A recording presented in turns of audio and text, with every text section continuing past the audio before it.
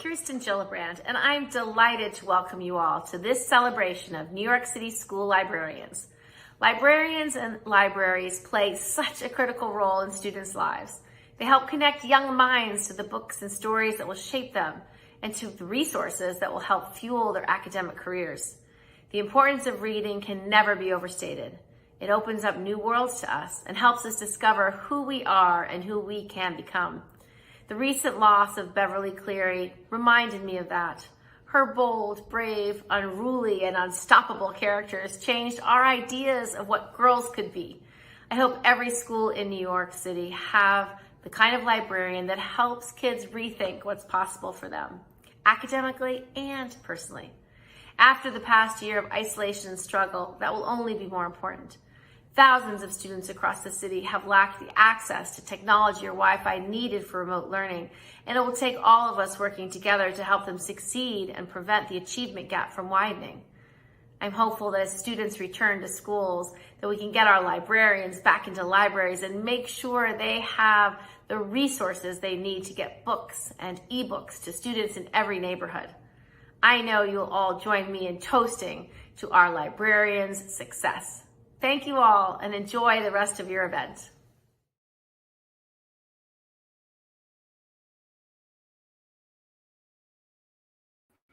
Hey, I'm Frank Lesser, a TV writer and author, and I'd like to welcome you to this fundraiser and auction to benefit New York City school librarians. Now, like everything these days, it's virtual, but in this case, that's a good thing since a library is a terrible place for an actual auction. Do I hear 200? 200? Going once, going, oh, sorry, keep it down. But, you know, since the happy hour is virtual, it's great. It can all be pretty casual. In fact, I'm guessing there haven't been this many drunk, pantsless librarians assembled together since the last American Library Association convention. A little bit of an insidery joke for librarians. But first, I'd like to also thank Senator Gillibrand for her very heartfelt introduction about the importance of school libraries. That is truly a brave political stance to come out in favor of books and reading and children. Actually, that was supposed to be a joke, but the way things are going in politics these days, there's a chance her next opponent will be introducing a fundraiser for a virtual book burning. Now, I am truly excited to be hosting this event for New York City school librarians, partially because I support libraries and reading, but mostly because it gave me an excuse to finally get a haircut during the pandemic. So this is after the haircut. Honestly, a couple days ago, I looked more like a guy you'd find sleeping in a library. Now, obviously, they say never to judge a book by its cover, but come on, librarians, you can level with me. You totally do that when no one's looking, right? But you judge those covers so hard. But I'm also excited to host this librarian fundraiser because I've got a newborn. So lately, I've got a lot of experience shushing people, which I believe makes me an honorary librarian. Check out my technique.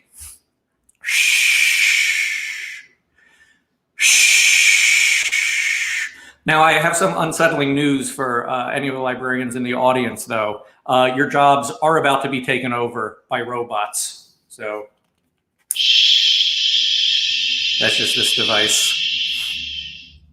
I actually want to say I was actually going to do that with my actual newborn, Leo, who's just turned about 9 weeks old. But as you might have guessed, a 9-week-old is not always the most willing scene partner. He refused to learn his lines and kept improvising various cries and screams and a couple other, you know, noises of bodily function. So actually my fiance has him downstairs right now. Right now, it would have been tough in any case because I want to introduce the president of the New York City School Librarians Association and the co-host of tonight's fundraiser, Jillian Ehlers. And it would always be tough to follow a baby. So luckily, she's just following a comedy writer rambling a little bit more. And she's the school librarian at the Metropolitan Expeditionary Learning School in Queens and was awarded the American Association of School Librarians Collaborative School Library Award in 2020. She also hosts the Japanese Culture and Manga Showcase Collection for the New York City Department of Education. So Jillian, want to say hello, want to have a little chat with you. Hello.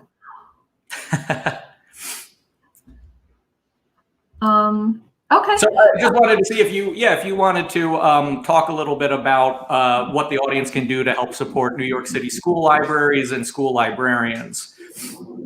Yeah, so thank you so much, Frank, for joining us tonight and for supporting New York City school libraries and school librarians. It is National School Library Month, and it's an opportunity for us to celebrate the essential role that strong school libraries play in transforming learning. And the New York City School Librarians Association, also known as NYSCLA, is using this opportunity tonight to celebrate the work of school librarians by sharing our stories with the community. Oh, nice. Okay. So like Senator Gillibrand said, we're here tonight to celebrate the work that school librarians do every day, but we're also here, just as importantly, to get organized and raise some money for your advocacy work. So what's the situation right now in New York City for school librarians and their students? Yeah, so there's currently about 1,850 public schools in the New York City Department of Ed, but there's only about 250 certified school librarians, and this really needs to change. We need to ensure that all students across New York City have access to the resources that will lead them to become thoughtful and informed citizens of our communities. And tonight we're going to learn about how this essential role of the school librarians and school libraries, what role they play in the lives of our students. Okay, that all sounds truly, really great. I mean, I was mostly just going to make a bunch of dumb jokes about late fees and stuff like that, but what you said sounds a whole lot more important. So, as you were sort of saying, we're coming together tonight, not just to have some fun and tell some great stories and hear from some very interesting people, but also to raise money for advocacy and activism. And anybody watching right now, you can help by donating or bidding on items in the silent auction that's going on. And I was actually going to make a joke about the librarian auction being silent, but the joke's kind of already in there, I think. So we also want to hear from some very important people, some actual school librarians. So Jillian, I'll let you introduce them since I still feel weird speaking around a bunch of librarians. So during the COVID-19 pandemic, school librarians across New York City worked tirelessly to not only bring programming to their students, to support educators with research skills and digital tools and resources, and even to help administrators get their schools online. But they continue to create those safe spaces that we create in the building virtually for our students. We're about to hear from 4 New York City school librarians about why school libraries are important, what effective school library programs look like, and the role that school librarians play in combating learning loss, as well as the social emotional healing of our students. So I am happy to introduce my friends and my colleagues, Ashley Hawkins, Ellen Bayer, Christina Gavin, and Vincent Highland. But these are not the only school librarians whose stories should be shared and celebrated tonight. For about 2 years, NYSCLA has been celebrating New York City school librarians across all boroughs and across all grade levels to showcase the work and the successes that they have achieved to create strong library programs. And these spotlight librarians can be found on the NYSCLA website, which is nyscla.com.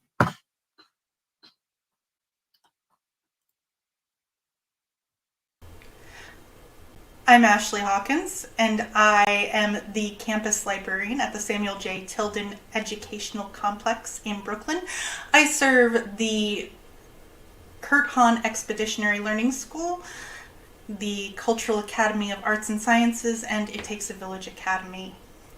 And I am here as the librarian of these 3 wonderful schools because we were a campus that did not have a library until just a few years ago. And that really is because our administration took the initiative to, first off, hire me, a certified school librarian, and our city council gave us money to renovate our library, which had been turned into a dumping ground for all the junk in our library. And we were like many other libraries that serve or didn't serve students in New York City, where we did not have anything going on in our library. Our students had no access to a library, although they were promised it by a state regulation. And so this is really me saying that that should never have happened. Our students deserve to be served by a school librarian. Every student in New York City and every student across the United States deserves a school librarian and a library. And that it shouldn't be that it takes 10 years and for someone to make it their passion project. It should just be something that happens. Or it should be the passion project of every administrator. It should be the passion project of the New York City Department of Education to make this happen and make sure that our students have what they deserve, what they are entitled to as students. And it shouldn't be the most affluent neighborhoods. It shouldn't be only the schools where administration feels it's necessary. Every school should have a school librarian. Thank you. Hi, my name is Ellen Frank Bayer, and I am the school librarian at Flushing High School. I'm here to tell you about the importance of school libraries. I've been a school librarian for the past 5 years at Flushing. What does having a school library mean to the students at Flushing? It means having access to books with characters just like them. It means having a collection of books in their own languages. It means being afforded the opportunities to attend special programs that I have organized for the students over the years. During Corona, I have been bringing different professionals into their lives. I've introduced the students to Roya Marsh, who's a poet and author, and who was running a poetry workshop and helping students find their voice. I've introduced the students to Colleen Venable through a special grant from Lambda Literary. She is the author of Kiss Number 8. She told the students what it's like to be an author, and she shared with them all her challenges before she actually published the book. My students have a safe space to talk. They can share their vulnerabilities. At times, I've read their college applications. Having a school librarian in the school is having an expert in social media. It's having an expert in digital media presence, in information citizenship skills. It's somebody who is non-judgmental, who is not giving them a grade, but is open to helping them pursue their passions and empowering them to become full citizens and knowledgeable citizens of the world. Please support your school librarian. Please continue to fight to have a library in every school. Every student should have equal access to books. Every student should be learning about digital citizenship skills. Every student should share a media program and should learn about books and should become literate and continue to practice to be an informed and educated citizen.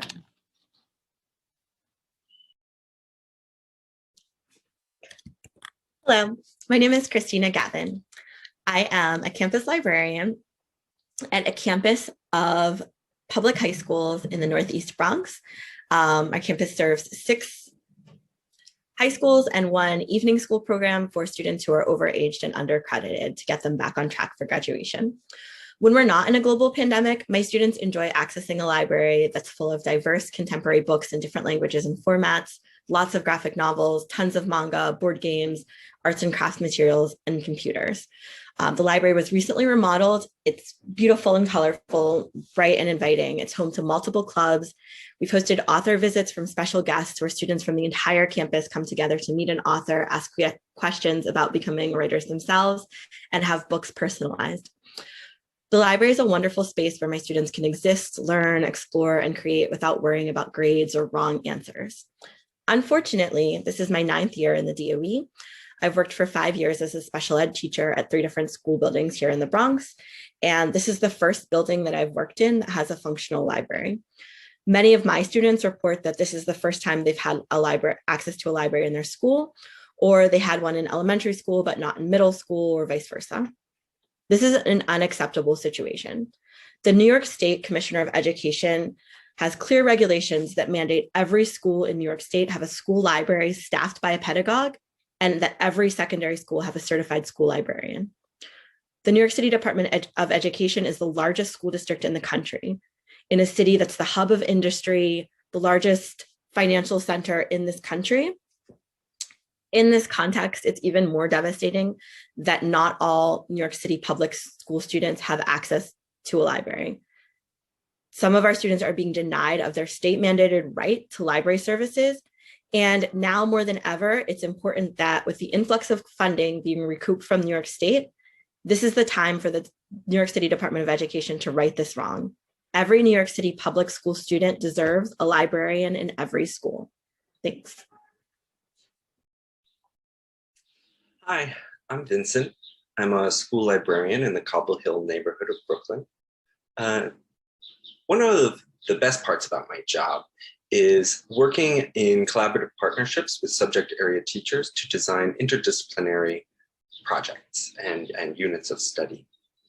One of the projects that I am most proud of in my school is one I do with one of the art teachers in the middle school. She and I every year work together with 6th graders to help them write, illustrate, and design their very own picture books. The picture books then get entered into an annual citywide competition. And it's really great for students in working on this project. They get to see how the literary elements, artistic elements, and design choices that you make all come together to accomplish the goal of telling a story. And I'm very proud because every year that the art teacher and I have worked together on this, we've had a student win in the middle school category for the borough of Brooklyn in that citywide competition. So that's been really, really gratifying. And it's not just art either. It's just a fact that when students are given the opportunity to look at complex issues or real world problems, like climate change, for example, and they're given the opportunity to analyze them through different perspectives, such as a literary perspective or a historical perspective, a scientific perspective. It's just a fact that the learning sticks better. And it's certainly a far more enjoyable experience for everyone. And it doesn't just feel like busy work. And it's great because librarians are specifically trained in how to facilitate this kind of interdisciplinary inquiry in a school-wide curriculum. And so it's such a shame when I hear about schools that have librarians that aren't programmed properly, or schools that don't have librarians at all, because the students are really missing out on these kind of formative educational experiences across the different disciplines in their curriculum. So thank you so much for joining us and for learning a little bit about librarians and what they do. Have a good night.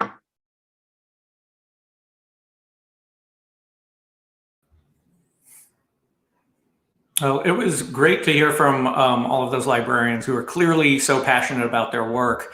And it's obviously a challenging time for New York City school libraries right now and libraries in general. In fact, last March, one of the lions in front of the 42nd Street branch moved back in with his parents outside Philly.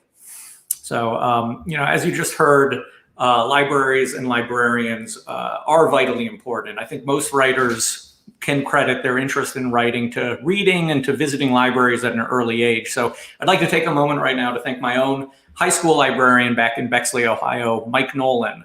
So I'd like to give Mr. Nolan a shout out, or in librarian speak, I guess a whisper out.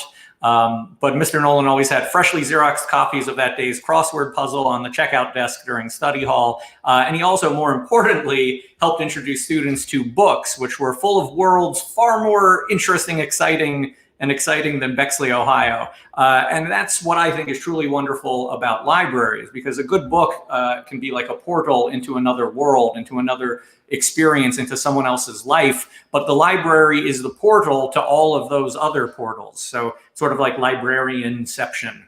By the way, if you're getting bored hearing all this talk about libraries and librarians, I suggest you distract yourself by visiting the silent auction site. You can bid on a lot of great things there, but just be aware, if you do win anything, you have to return it within 14 days. Library jokes. It's really an interesting challenge, delivering jokes into the void like this. I think it's, I have written in here, pause for imaginary laughter. So in any case, it is really a delight, and I'm really enjoying getting this opportunity to gently roast, librarians. Up next, we're going to hear from a few local officials, activists, and even a news anchor or two. So sit back, grab your drink, get ready for some more self-shot, front-facing, pre-recorded excitement.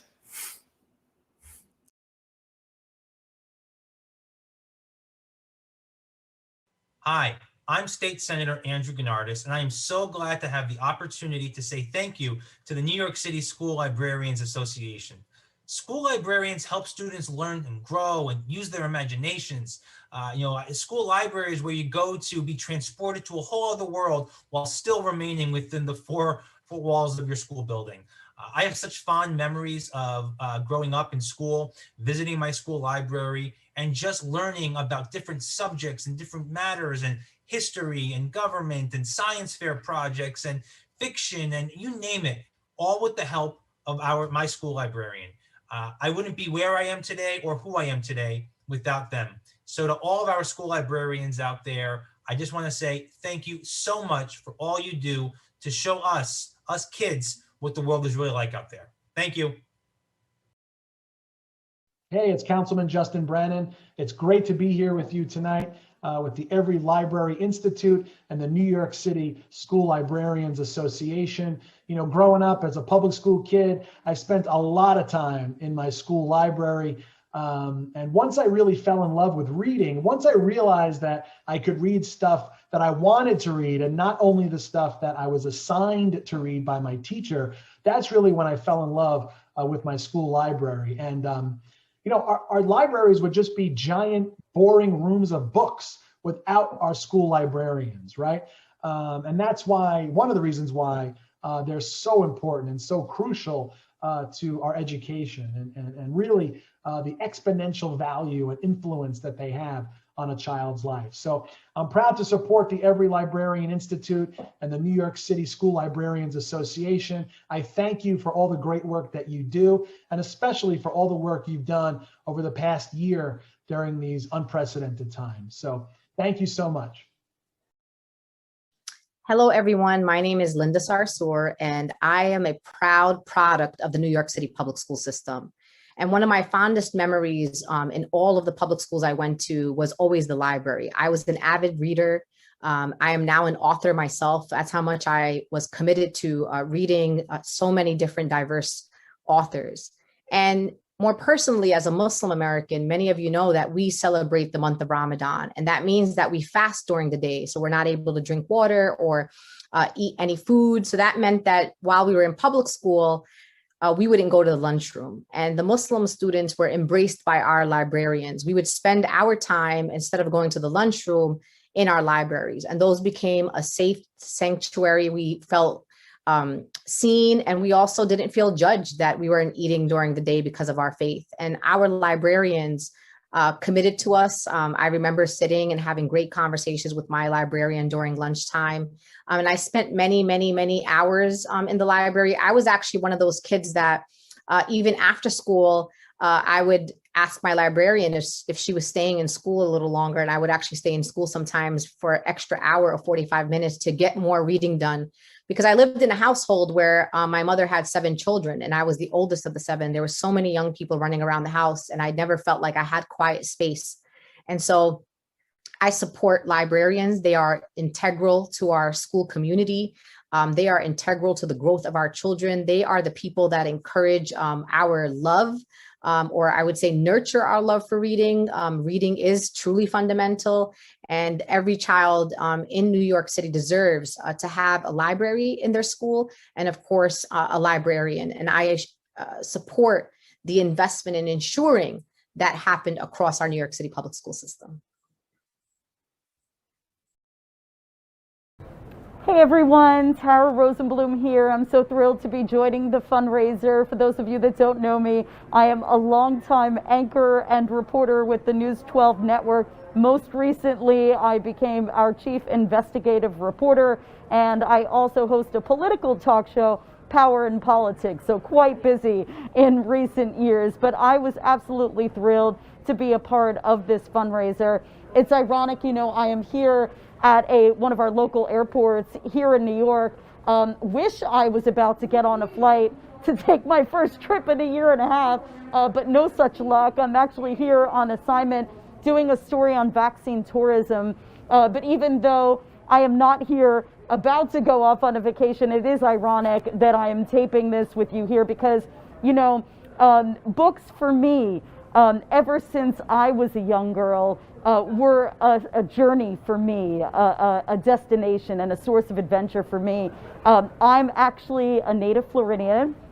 I'm from South Florida, and I was just looking up on the flight path. So many of the flights right now are going to Florida, so it's so tempting to go visit my folks who I haven't seen in a year. But when I grew up in South Florida, our local libraries in Hollywood and North Miami Beach were the ultimate destination and source of excitement for my family.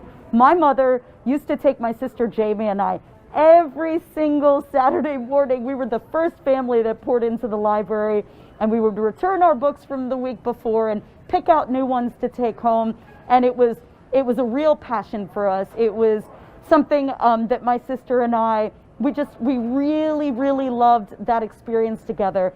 And when I look back and I reflect back, I mean, now, you know, those books took me on so many journeys and so many adventures. And I think when I look back, that's where truly, like, my love of storytelling and my passion for travel and adventure really began. And as I grew older, all those years of going to the library, I became a traveler myself. I journeyed to over 50 countries, and then look what career I chose for myself. I'm still a professional storyteller all these years later. And my love of libraries and the written word is as strong today as it ever was. And now I try to instill my love of books in my daughter as well. You know, and it's funny because there's this one book, it's her favorite book. It's called The Bunny's Book Club. I'm not sure if any of you are familiar with it. And in that book, the bunny falls in love with books because the librarian holds an outdoor class in the summer.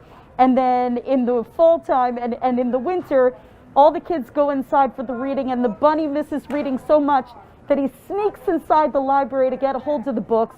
And he talks about how he loves reading the books each week. And one week he's a pirate, and one week he's a member of the royal family. And I just identify with this little bunny so much because that's how much I loved books. And so it's so great to see the love of reading through my daughter. And so now I'm a New Yorker, no longer a Floridian, but I love to support our local libraries. So I was so excited when I was asked to be a part of this. And anything I can do to pass on the love of books and the love of reading to the next generation, count me in. So I hope anyone who's watching, please give generously and support your local libraries. They are genuinely, in my mind, our national treasures. Thanks so much, everyone. Bye-bye.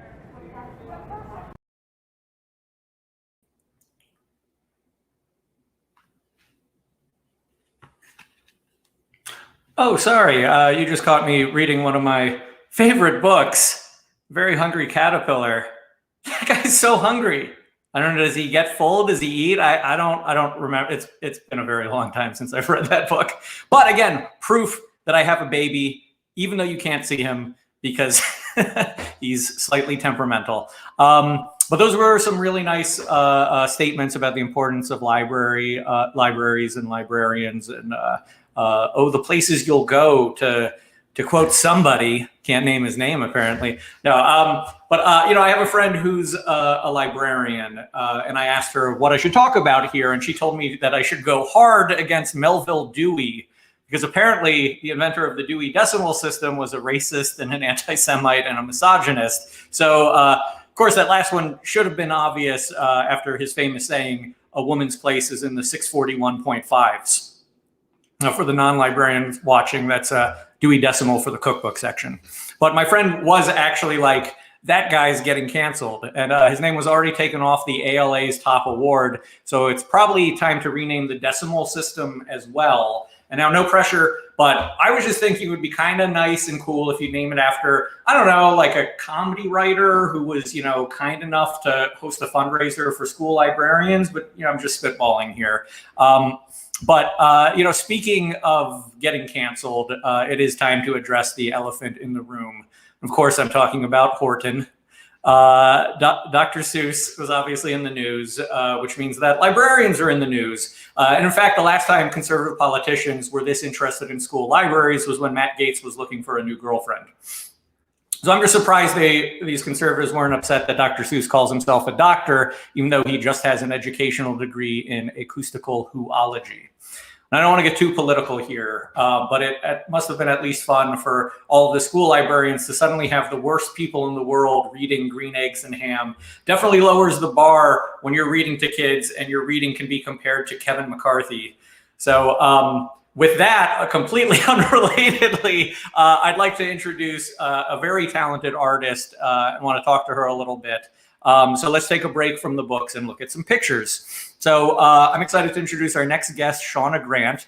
And she's an illustrator inspired by Japanese anime and 90s cartoons, who says on her website that it's her mission to create diverse comics about Black girls being the adorable heroines of their own stories. So she's going to walk us through her process and talk about where she gets her inspiration.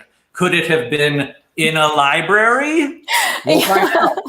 So please welcome Shauna Grant. Thanks. Hi there. How are you doing?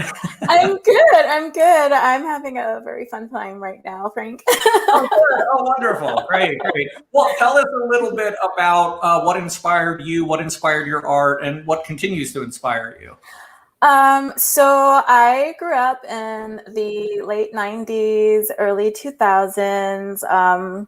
That's when I really fell in love with art. And I remember hanging out with my friends after school at the New York Public Library, and we would read manga together. And I just fell in love with storytelling then.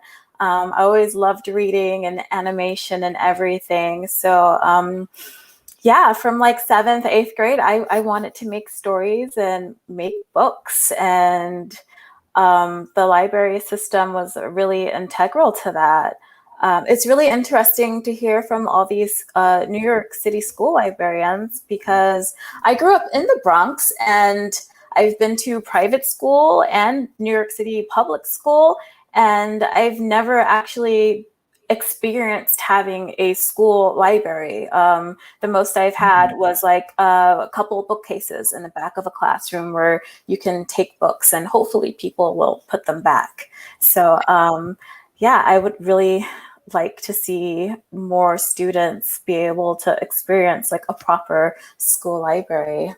Mm-hmm. That definitely makes sense. And by the way, just for everybody watching at home, we're seeing a video, pre-recorded video of her actually doing one of her art pieces. And this piece is available over at the auction if you would like to bid. It looks wonderful. I have, spoiler alert, I have seen the finished product. It's very good, very enjoyable. But you've done work for places like Scholastic, First Second, Boom Studios.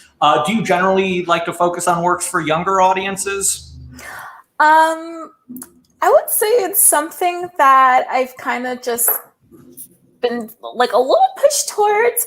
But most of my works, I always like to think that I'm making them for the 14-year-old girl I used to be, who would have loved stories like this. So having, grown up really enjoying manga, comics from Japan and everything, a big reason for that was just the lack of diversity in books that there was back then.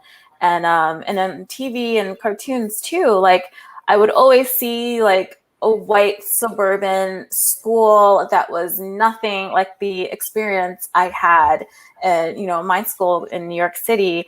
But with Japanese comics, it just felt like so far separated from like the white American ideal that I could just kind of like visualize myself and, you know, in something in that. So, and also I have like a really cute art style. So kids tend to like really, really enjoy my work. So, yeah, like I never imagined that one day I would say like, yeah, I'm doing a kids graphic novel for Scholastic, and now I can say that, and it's really exciting. nice. But yeah, I feel great being able to make something that will hopefully inspire kids to follow their dreams. I think it's really important to like support the arts and give kids a space to express themselves creatively.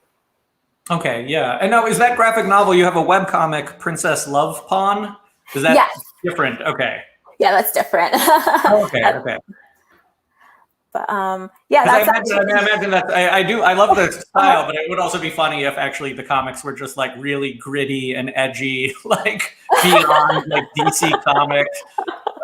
You're gonna get like a Zack Snyder adaptation or something. But I think it does make sense that they're very adorable and wonderful. And I think that's key, that it's important that you want other people to see characters that look like them represented in your work and in other people's work, because that does seem like something that would otherwise be sort of missing out a bit. Absolutely. Like, it's really important, and I'm certain like it's something that you wouldn't think of. You know, like for me, I didn't realize how important diversity was until I was in college studying for my BFA in cartooning at the School of Visual Arts. And I think it was probably around my junior year, so I was in my 20s, where I realized, you know, I don't draw characters that look like me. Oh. And yeah, so and I noticed looking back, you know, thinking back of, you know, conversations with my friends and stuff growing up, and like being a Black person interested in the arts and everything, like it's kind of hard to visualize yourself in the stories that you enjoy, you know, like especially with anime and manga being so big, you know, in the Black community.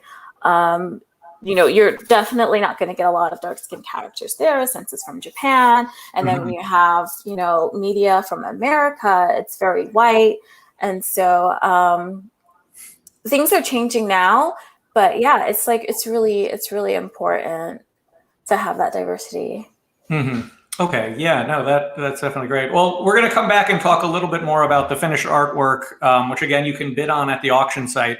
But briefly, I just want to move on from illustrators to authors. So, and not just now I'm like looking at this transition and I'm like, oh, well, I'm the author of a book of my own, but that's not why I'm bringing it up. But it's a collection of short humor about sad monsters that's called Sad Monsters, Growling on the Outside, Crying on the Inside. May or may not be in your school libraries, because I believe there's one mild curse word, and we certainly wouldn't want the kids in any New York City schools to know bad words, right? So, you know, after my book came out, it was amusing to occasionally get an email from a high school student somewhere in the country who wanted permission to use one of the essays as a performance piece for their debate and speech team. And we didn't have a debate team in my high school, so I had to learn arguing the old-fashioned way with my parents. But right now, we've got a couple other videos from some really great authors, a lot of YA authors, some really talented people. So let's take a listen.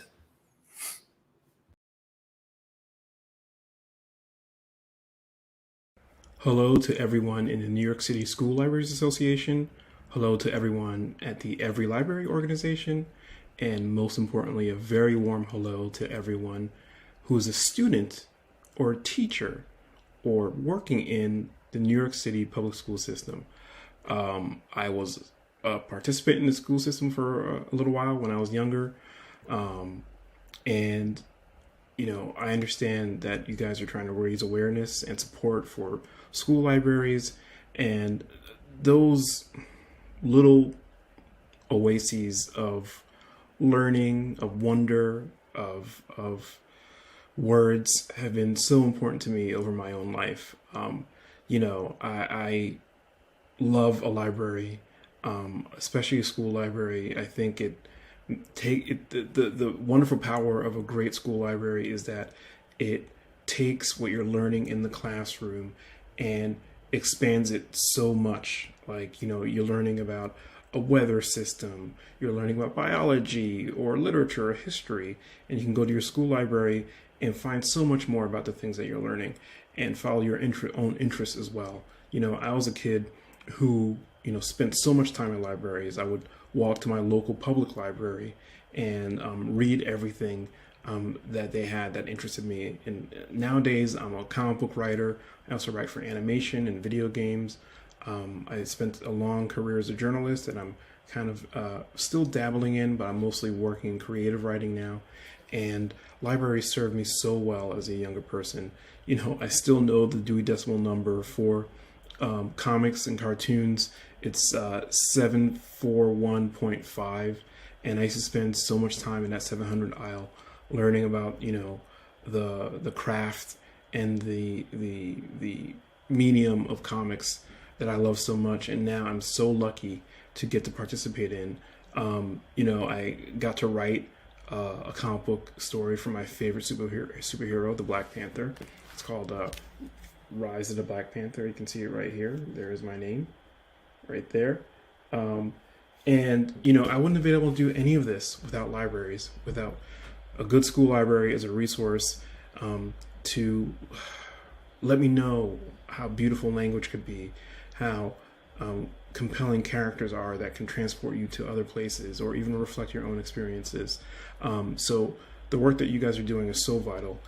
I would not be who I am without libraries. And it's passing it on. My daughter loves libraries. Her school librarian here in Austin, Texas, where we now live, her school librarian is one of her favorite people. And my wonderful daughter, who I love so much, started a book drive so that her and other students could take some of their older books and redistribute them amongst people who might be less fortunate and don't have access to as many books and as much stuff as they want to read. So, I'm proud to have passed that on. I'm proud that you guys are passing on a love of libraries, a love of reading, a love of writing and knowledge. And I hope you guys get the support in your work that you need. Once again, this is Evan Narcissus. Thank you guys so much for the work that you do, and I'm honored to be asked to be part of this. Thanks. Hi, I'm Abby Denson. I'm the author of Tough Love, Dolltopia, Cool Japan Guide, Cool Tokyo Guide, and my latest is Kitty Sweet Tooth, illustrated by Udo Maru. I have a lifelong love of libraries. From when I was a child, I was always thrilled to go to the library and take out huge stacks of books. The school library was especially great since I had easy access to it, and the collection was fantastic. It was also the perfect place to read quietly or study with my friends during free periods. For developing artists, the school library was a great resource for books about arts, cartooning, illustration, and books and graphic novels by and about authors and artists who would inspire me in my own work. In the school libraries, I read about Japanese history and culture, manga, American comics history, favorite fine artists such as Keith Haring. All of these things contributed to my own creative development. Having access to the school library was vital to my education and is vital to that of all students. I'm grateful to the school libraries and the librarians and the workers for creating such a valuable space for our future readers and authors. Thank you so much. Hello, I'm Travis Nichols. I'm an author and illustrator, currently based in San Francisco, but I'm moving back to my beloved Brooklyn this summer.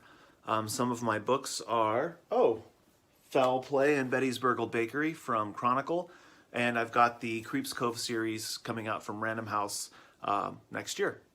I'm always happy to be asked how I feel about libraries, especially school libraries, because books were the one thing my parents never said no to.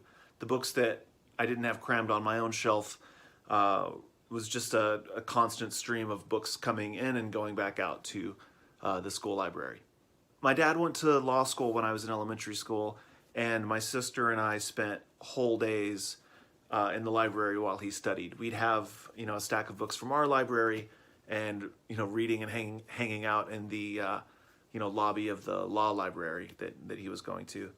A stack of books and a couple bucks for the snack machine, and that's all we needed for the day. I'm going to superimpose some pens here. One is it's a pen for reading 100 books over the summer that I got from my school library.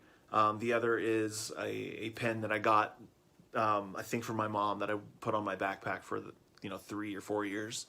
And the third one is an award for the first short story I ever had published, I think in like 4th grade. Segue.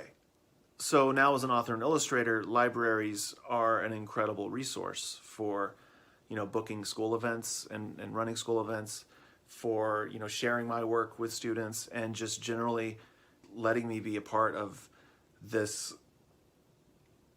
lifelong adventure with reading and sharing stories with kids. I feel incredibly, lucky to be a part of that. Libraries and librarians really are the nerve center of schools. I mean, what's better than a library? Who's better than a librarian? Thanks so much for letting me be a part of this. I'll see you in the stacks. I'm going to edit that out. That is really corny. Hi, I'm John Patrick Green. I'm the writer and artist of the Investigators series. Libraries were very important to me as a kid. I was absent from school all the time due to chronic asthma and allergies. And this was before the internet.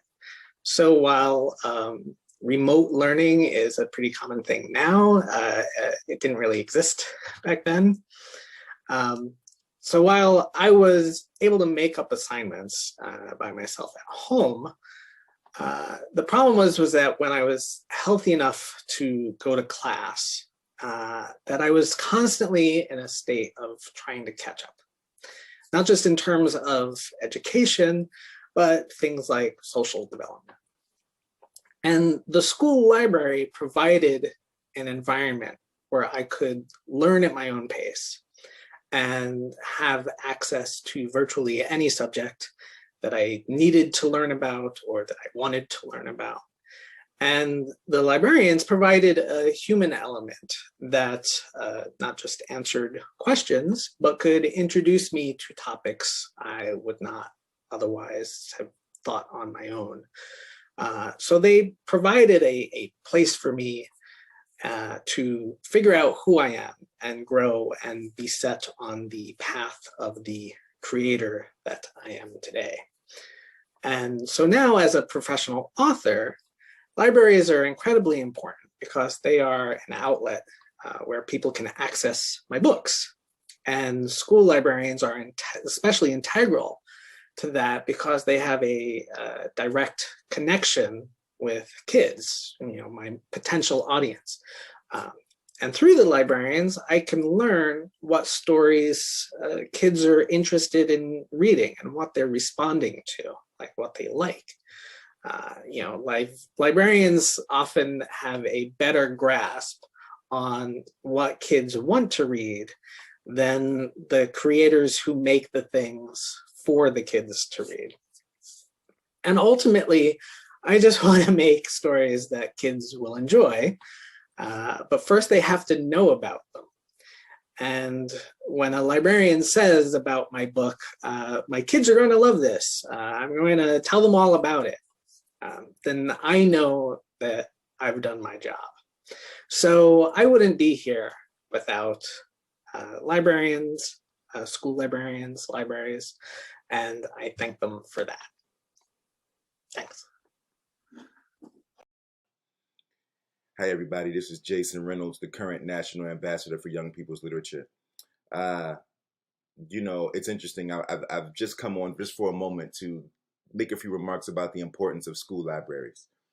But in order to do so, I have to be honest with you about my relationship with them when I was younger and my relationship with them now. When I was a kid, I never frequented the school library.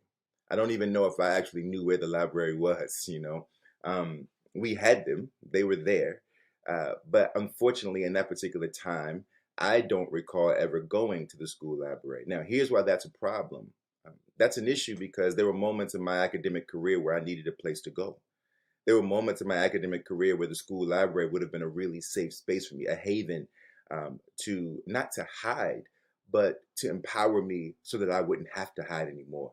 It could have been a place for me to sort of like walk up and down the stacks and imagine all the possibilities of my life, the opportunities that were awaiting me once I figured out how to free myself of youth, so to speak, right? Which of course we know there's no such thing. You kind of got to grow out of it, right? And even then you don't really free yourself of it, which is a good thing, by the way, which is why school libraries are important now, right? For everybody. They're important not just for students, they're also important for the teachers. They're important for parents who come on the parent-teacher conference night, right? The library is basically the place in the school where everybody is welcome. The library is the place in the school that in any other context would be considered the meeting place, right? The nexus point. This is the base, you know? I don't know if I would think of the principal's office as the base because typically when I'm there, I'm either registering or I'm being disciplined in certain ways. But the library, there's nothing there but shelves and shelves of dreams. There's nothing there but human beings who want you to access those dreams. There's nothing there but numerous and various stories from life around the world in different eras and generations, different cultures and races, different belief systems, which means that in the library, you have an opportunity, young person, older person, parent, teacher, to become more whole. What an amazing thing to think about. Right? And what's more frightening to me is thinking about what happens if the kids walk by it or if they're not there like I did when I was younger. How you're missing out on all these possibilities for personal advancement. How you're missing out on all this possibility for a new kind of laughter, a new kind of thinking, a new kind of being. This is why the school library is important. And it's not just for students, for all of us. For whole communities, the school library feeds out into the community because the people who frequent there have to still leave the school, and everything they get from there gets sort of propagated amongst their communities. That's it, you know. I mean, what else is there? What else do we need? Thank y'all for this time. I appreciate you. Please support school libraries. We need school libraries for the betterment of our country and our students and our kids and their parents. And everybody else. Peace. Hi, I'm Danielle Page, and I am so excited to be here. I'm the author of the Dorothy Must Die series, Stealing Snow, Mirror Tiebreaker, and The Ravens.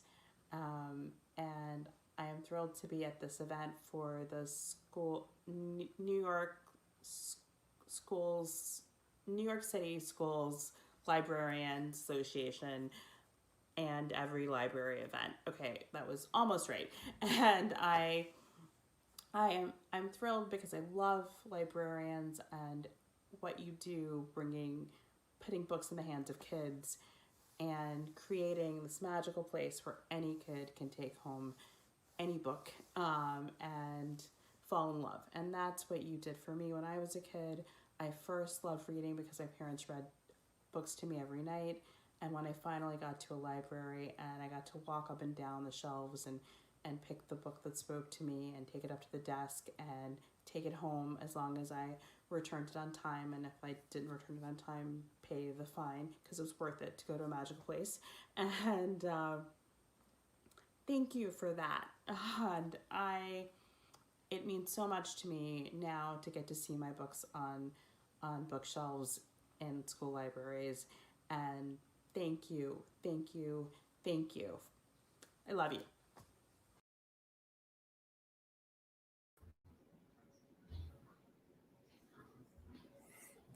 Hey, so I'm back to talk with Shauna just a little bit more about her finished artwork. But first, I do want to mention that over at the auction site, you can bid on some signed copies of books by some of the authors you just saw. So let me see technologically. Okay, there's Shauna. Hey, again. Hey, let's see if the artwork is up. I want to see the finished product. If not, Shauna, you're going to have to draw another one right now. I think we've got the finished product. Yes, yes. Yeah, Okay. there Oh, we I think go. it's still, we're still seeing some of the video of how you did it. So that was you recording it live. So clearly this was all done digitally.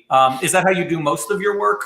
Yes, I do work digitally. I use a Wacom Cintiq, and my favorite program right now is Clip Studio Paint, which is very affordable and accessible for beginners. Oh, cool. Okay. Yeah, that was, I wanted to ask you, like, what advice do you have for any young person who wants to make their own comics? Obviously, unless you don't want the competition. No, there is room for all sorts of comics, and anybody, any skill level can make a comic. That's what I love about the medium. So my best advice, if you want to get into comics, is to draw a comic and share it with the world. Okay. So put it out on the internet, create some sort of audience, or just have something that people can kind of see, right? Okay. Yes. If people don't obviously have access necessarily to a Wacom tablet or to any digital thing, obviously they can also just do pen and paper. Absolutely, yeah. That's what I started out doing. I know when I was still in high school, I just used regular printer paper and pencils and pens, and that's how I drew my comics back then, and that's totally perfectly fine. And a lot of people, even professional cartoonists still work with traditional mediums. Okay. Oh, nice. Okay. And let me ask you, is this a character who has appeared in other works of yours? Is this specific for the EveryLibrary event? Is there anything you can tell me about her without spoiling any other your graphic novels or anything? No, this is specific for this event. I just wanted to draw a cute kid opening up a book and just showing like how books can expose kids to magical worlds and all sorts of wonderful ideas. Mm-hmm. Okay, nice. Yeah, I think that has been a theme that we've heard a lot of people talk about, how the books do open up new worlds and new experiences. And I think that's a really beautiful visual of it. Actually, my cat seems to be very into it as well, possibly because she's seeing a representation of herself in the work, which we've discussed is very important. But she did just climb up here to look here. So I didn't have the baby, I have the cat. I'm cheating by showing the cat. But let me ask you, I do want to ask you just quickly about your latest graphic novel. So let's move some paper, or, if it's digital, let's, I don't know, move some pixels. Yeah. You're doing something for Scholastic right now? Yeah, so it's Scholastic. My book is called Mimi, and it should be coming out next year in 2022. I'm also in the process of doing a book with First Second for their history books line, and it's about Rosa Parks and Claudette Colvin. You can follow me online. My website is shaunadraws.com for updates on my book releases. Oh, nice. Okay. Well, thank you very much for participating in this, being a great guest, and for doing some art that you're auctioning off for this really great event. Thanks so much for having me. And she did a very good job of mentioning her website. That should also be advice to aspiring young people. I'm going to mention my Twitter feed. I tell jokes at Sad Monsters, if anybody wants to hear a written version of this stuff here. But the art's really delightful, very adorable characters, and excited for seeing these books come out and everything.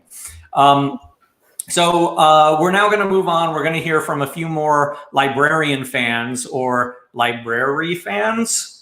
Trying to coin the phrase. I'm sure there's some phrase for library groupies. I don't know, shush puppies.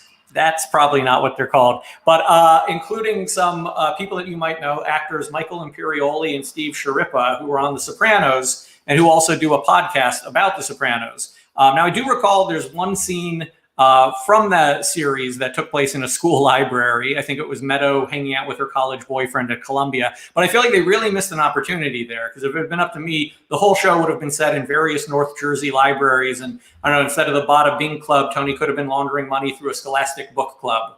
Just spitballing, just a few different ideas. So let's play a few of those clips.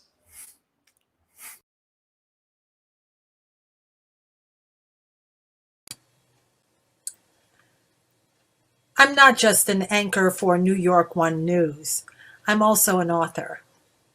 And I first learned the love of reading thanks to the school librarian at PS 183 in Queens and at Junior High School 180 in Queens, both of these schools in Rockaway Beach where I grew up. We must, ladies and gentlemen, stand by our school librarians. Reading, as was the catchphrase when I was a child, is fundamental. And it is critical that we support our school librarians. They cannot fall victim to any budget cuts. They cannot fall victim to the pandemic. We must hold them up. They are essential workers. It may not be that everyone appreciates that as much as an author, but I can tell you for the 1.1 million school children in the city of New York, librarians are essential workers. They're essential to our hearts and our souls, and they help us dream brighter dreams. They're doing more than filling out library cards. They're helping us spark our imagination. It is my honor to lend my full support to this initiative, and please let us continue to show our deepest love and appreciation to our librarians who helped us get to where we are today. Hi, my name is Michael Imperioli. I am a New York actor and writer, and I'm here to talk about school libraries and school librarians. When I was in high school, I had a great librarian in my school who encouraged me to visit often and turned me on to some great plays. And my interest for theater and acting really began with my school library and its collection of plays. And through reading plays, it inspired me to want to be an actor and a writer. And I don't think I would have had the same inspiration if it were not for my high school library. So I want to encourage all of you to support your school libraries and your librarians, and to make sure when COVID is over and things open up again, that the librarians go back to their schools, to the libraries in the schools, and that the budgets get back put into place so that our libraries can thrive and our librarians can continue to inspire the next generation of students who may join me on the set one day. Thank you. Hey, I'm Steve Sharippa. Listen, I'm here to talk about the librarians in the New York City schools. I grew up in New York City schools. I went to PS 163 in Brooklyn, Dyker 201. I went to Lafayette High School, and I went to Brooklyn College. And there's nothing, and I mean this, more important to me than reading. I was always a pretty good reader, but the librarians, they encouraged. The teachers encouraged, you know. It's very, very important to do a whole bunch of reading and to learn and take your mind to different places with novels. And I enjoy biographies and autobiographies. And to this day, over 50 years later, I am an avid reader. I am a very big reader, believe it or not. And it's so important to start our kids early and to have librarians in the school and to have kids to have access to books and librarians and independent learning for the future. Let's not go the way of music classes in the city schools. Let's have librarians. Let's bring them back after COVID. Let's have the books, every neighborhood, every kid, everywhere. And I want to give a shout out to a great librarian, Mrs. Puleo.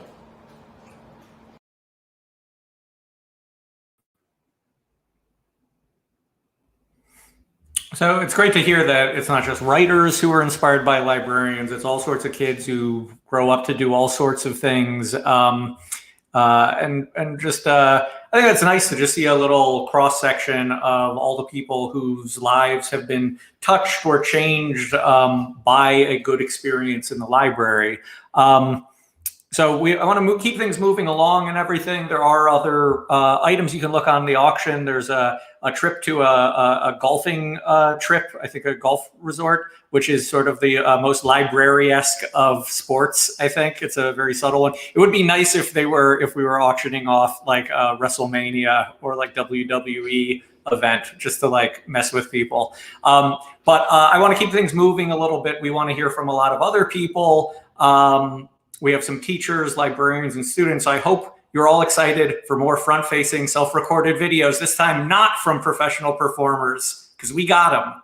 So let's go watch. Hi, my name is Peter Arnold Lamphere, and I'm a math and technology teacher at Gregorio Luperon High School in Upper Manhattan. Our school has a wonderful, sunny library with thousands of books, which is a great place for students to study, read, and meet after school. However, we've never had a librarian who can help guide students in selecting books, doing research, navigating the internet, identifying quality sources, or exploring the world of literature. In the 15 years we've been in this wonderful building, we've never had a certified media specialist. Our students' population is all new immigrants from Latin America who are learning how to speak, read, and write English.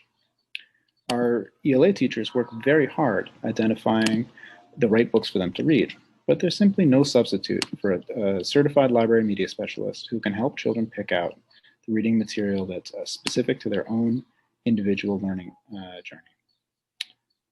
I remember how important librarians were for my own education, whether it was helping me find information for my own independent research or just providing a supportive environment to study and work. Librarians were really crucial in making me an autonomous and self-sufficient reader and learner. It's a shame that every student in New York City doesn't have the same opportunity. And a librarian is doubly crucial for our multilingual learners who are grappling with a new culture and a new language. Please advocate for a public school librarian and library for every New York City student. So this is my school's library. You might notice something very important is missing. We got tables, we got chairs, books, but no librarian at the front desk. As a teacher in this school, I would love to partner with a librarian to create meaningful activities in the library for my students, but doing it alone is just too overwhelming. Not to mention, first, we would have to clean up this gigantic mess.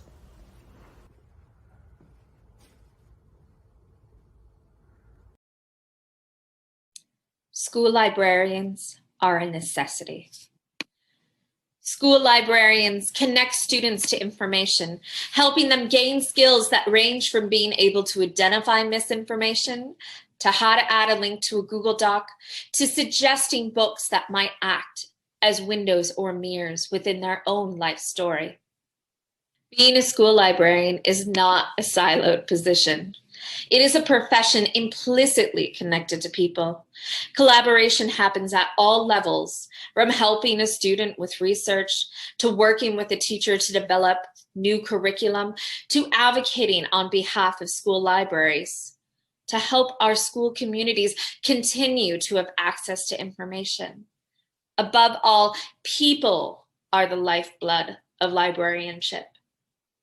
Many school libraries are shuttered, and many school librarians are having to find innovative ways to connect to their school communities. Unfortunately, many schools don't even have school libraries, therefore impeding on their school communities' ability to access information and participate in our democracy. Every student has a story. Therefore, every student deserves a school librarian.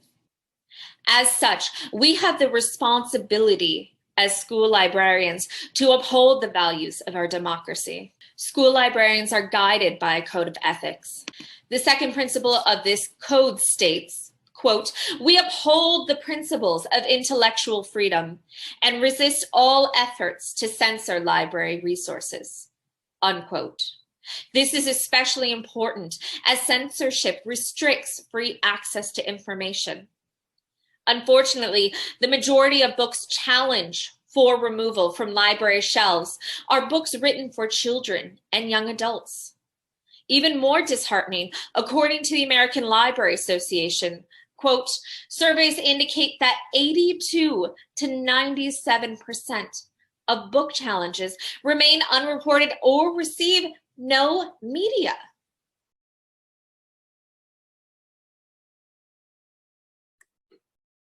Hi, my name is Yvonne Cintrón. I am the Library Media Specialist at Pioneer Academy, PS 307, an elementary school serving K-5 children in Corona, Queens.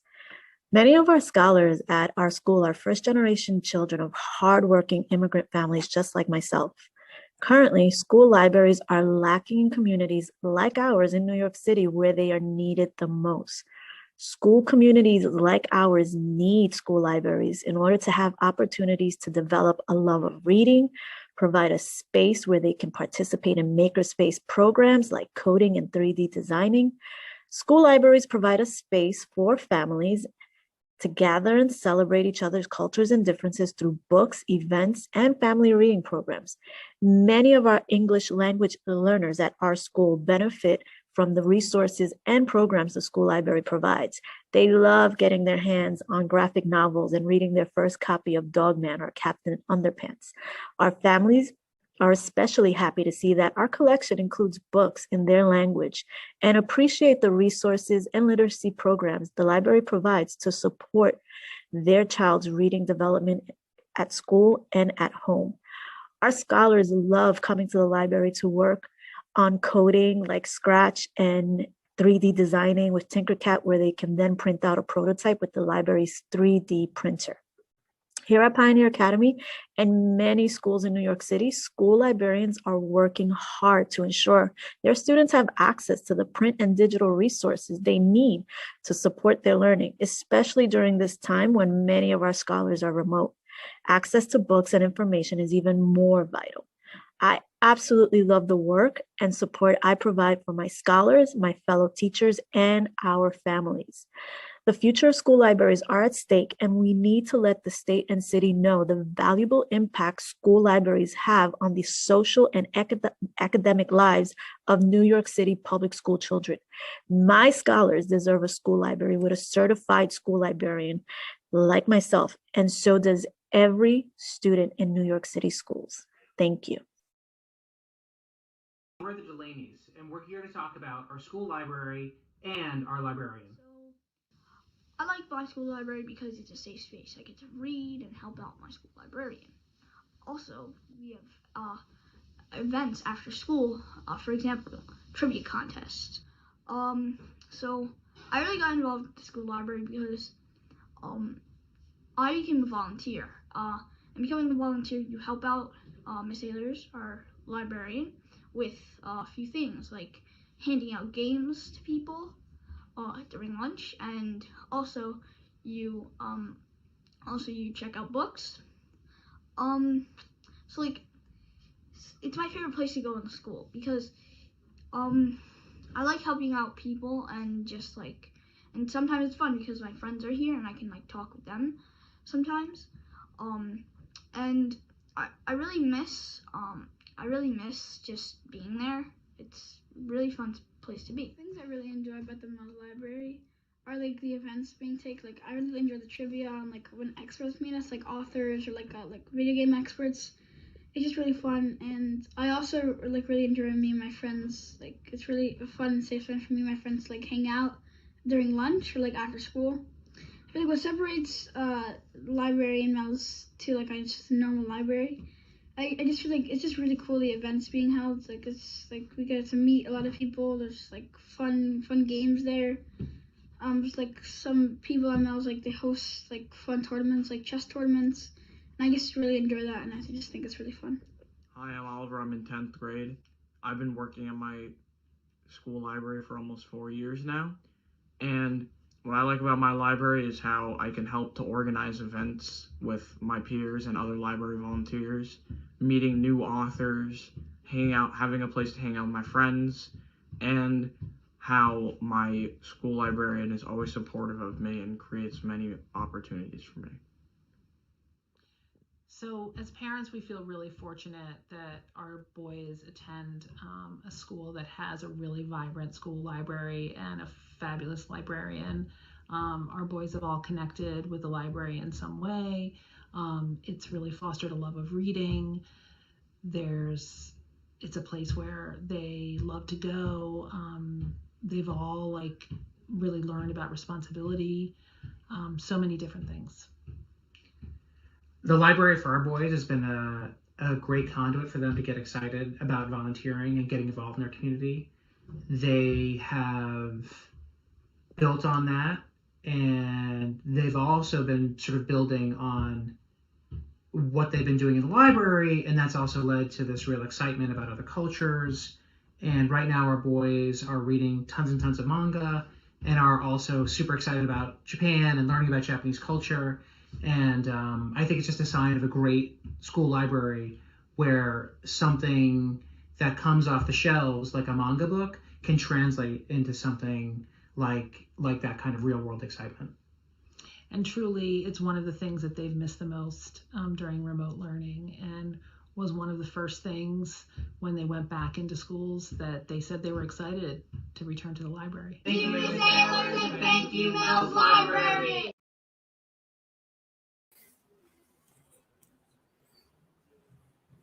Okay, we're at the point in the broadcast where I'm going to keep everybody's attention with this cat.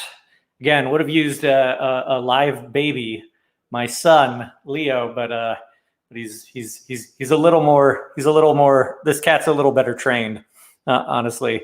But do you want to say that this has all just been very eye-opening? And I have to admit something. Even though I have written a book, I am primarily a TV writer. So I really just figured most books were just props that showed up in the background of TV shows, like a visual shorthand to indicate that a character was smart. But it's crazy to think there's actually stuff in them. It's just wild.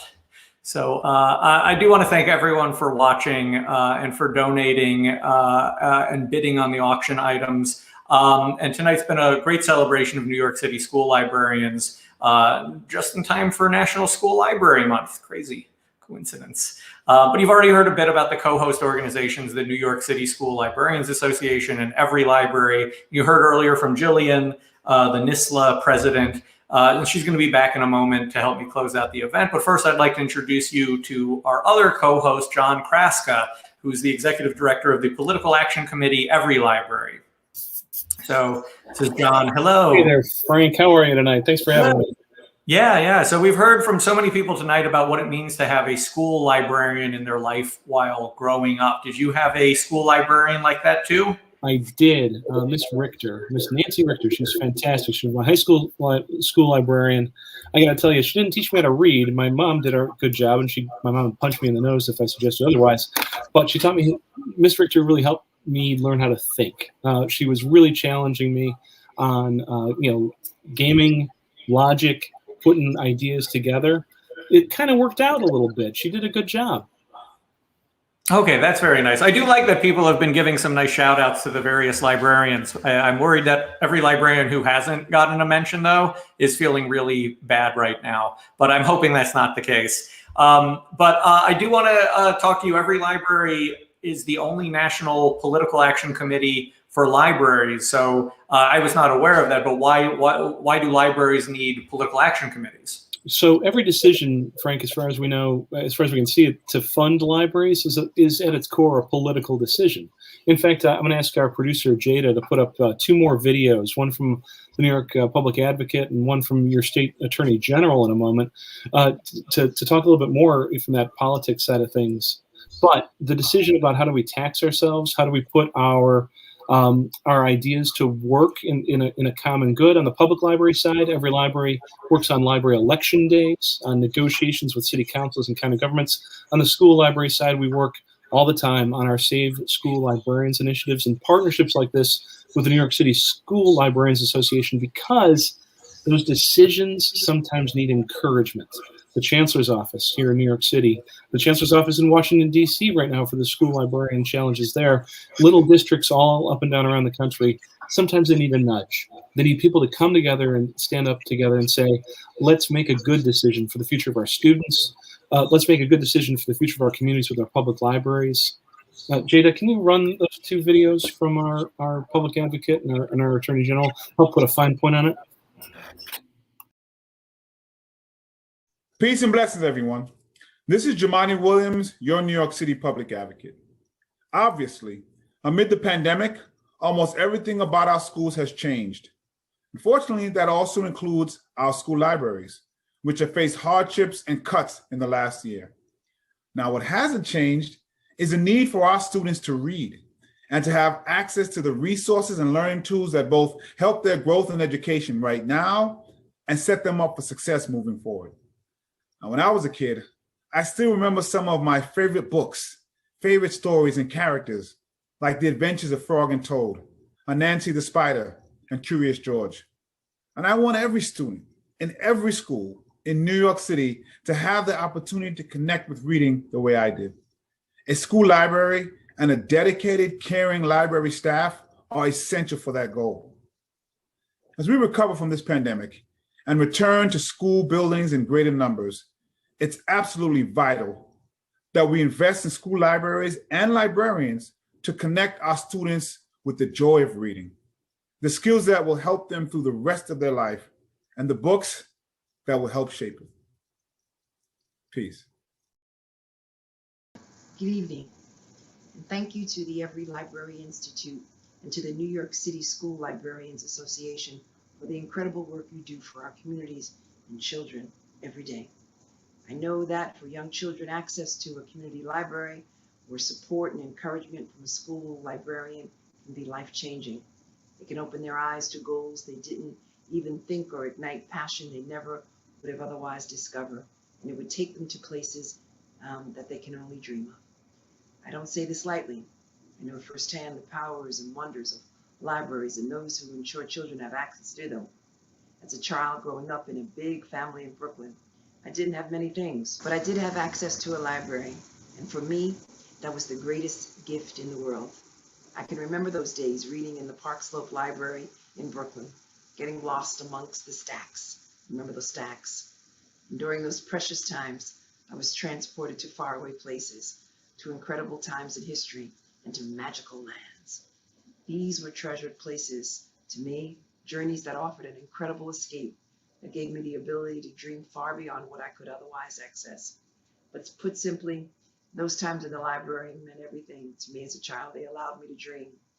I know so many children in this city feel the same way about their local libraries, and for many of them, that's the school library.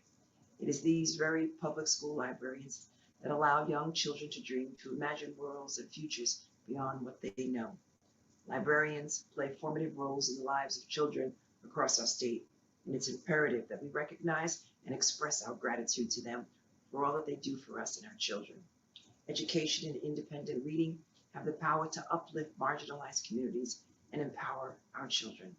Every child should have a public school librarian to rely on and learn from, who gives them the tools and guidance they need to realize their academic potential. When we invest in librarians, we are investing in our children and their future opportunity.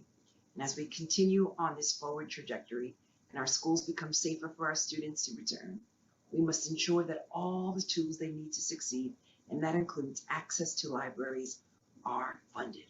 Our libraries touch the lives and minds of our students, and we must, in turn, support them.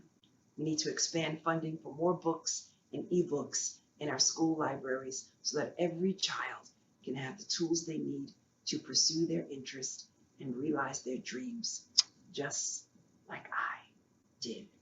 I want to thank you, librarians. Thank you. Thank you for all you did for me. And I hope that we can do that for the children of New York City and beyond. Thank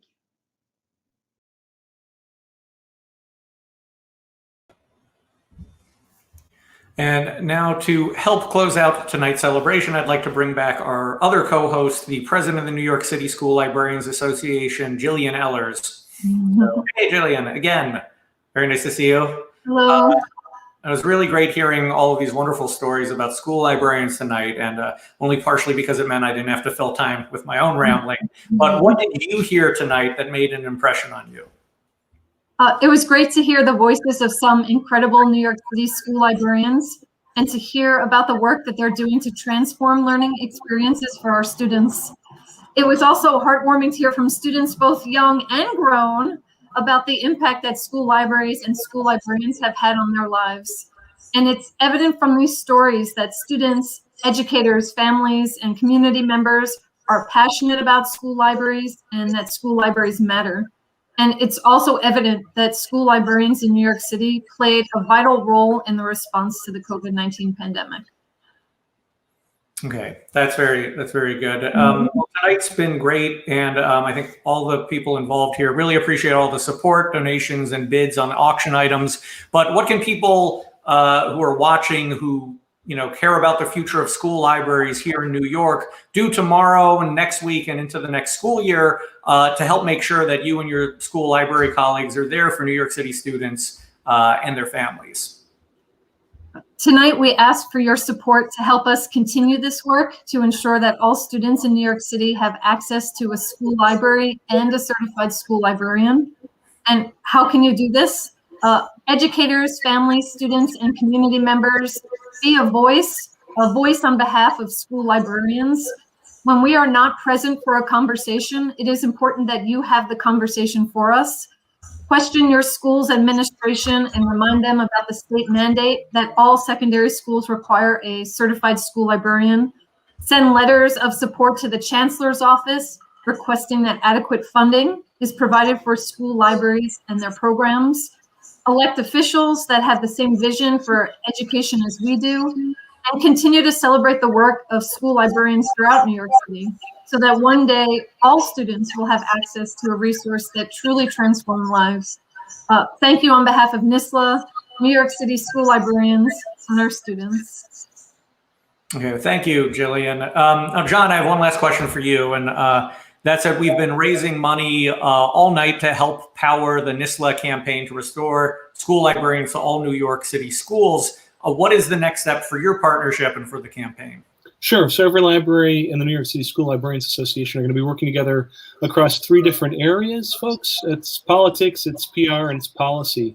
As Jillian talked about already, some of those policy issues are really key. We're looking forward to talking in a full voice with the mayor's race coming up. Apparently, I live in suburban Chicago. Apparently, folks have a mayor's race coming up. I've seen it a little bit on the news. That how do we talk to them about education and the future of school libraries? Folks who are running to be mayor and city council races. We want to roll up our sleeves together and have a good conversation with the chancellor's office and set up a situation where, as Jillian said, we can see not just everybody return to their school libraries in the fall, but to add more folks like Jillian, like these school librarians that we've met tonight, who can help across all 5 boroughs. So goes New York, so goes the country too. We're very interested in seeing this happen in New York City because the other school districts around the country look to the leadership here. We're really proud to be involved in this. Frank, I appreciate you helping to bring this out to new people tonight. We've had some great bids already happen on the auction items. We're going to be open for another couple hours, so actually until tomorrow midday on the auction. And these stories are going to be archived here on our Facebook feed and on our YouTube page in order to come back, revisit, remix, and re-engage for the future of school librarians in New York City. Okay, well, great. Well, thank you. And again, thanks to everybody who was watching. I do want to just point out, I was keeping track of, with all the guests, how many books they had in the background. And I think Jillian won. I think that is like a really nice one. I had like 2 here, but they're really just more decorative. I've got 0. English. Yeah, exactly. But trust you, I think it's sort of like a power move when you're the head of the EveryLibrary. You're just like, I don't need 8 books. I don't know. But as John was saying before we go, I would just want to remind you to not to forget to check out the auction. That's all going to still be live until noon tomorrow. And don't quote me on this, but I've heard a rumor that if you win any items, all your past library fines are forgiven. So bid away. And again, thank you. Thanks to all of you. I'm going to leave you with the automated shusher because just going to leave that there. We'll just let that run out the time. It's really soothing.